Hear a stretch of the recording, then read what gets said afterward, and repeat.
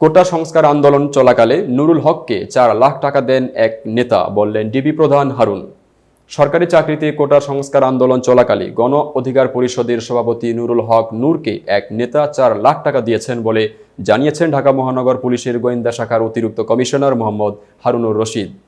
রাজধানী মিন্টো রোডের ডিবি কার্যালয়ে আয়োজিত এক সংবাদ সম্মেলনে এ তথ্য জানান ডিবি প্রধান। তিনি বলেন, এই 4 লাখ টাকা পরে কাকে দেওয়া হয়েছে এবং কিভাবে ও কি কাজে খরচ করা হয়েছে তা জানানোর জন্য চেষ্টা চালাচ্ছে। ডিবি হারুনুর রশিদ বলেন, নূরকে আমরা রিমান্ডে নিয়েছিলাম, তার কাছ থেকে অনেক তথ্য পেয়েছি, সে তথ্যগুলো যাচাই বাছাই করা হচ্ছে। নূর একটা কথা স্বীকার করেছেন, আন্দোলন চলাকালে একজন নেতা তাকে 4 লাখ টাকা দিয়েছেন।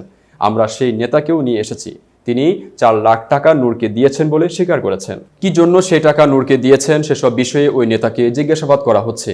কোটা সংস্কার আন্দোলনের সমন্বয়কদের সঙ্গে নুরুল হকের ডিজিটাল মাধ্যমে যোগাযোগের তথ্য পাওয়া গেছে বলেও জানান হারুনুর রশিদ।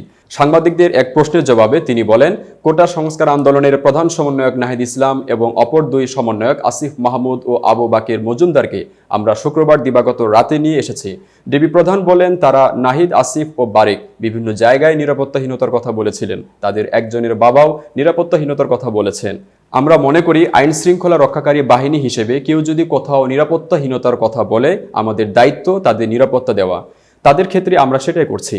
গতকাল শুক্রবার 5 দিনের রিমান্ড শেষে ডাকসুর সাবেক ভিপি নুরুল হককে আদালতে হাজির করে পুলিশ, পরে তাকে কারাগারে পাঠানোর আদেশ দেন আদালত।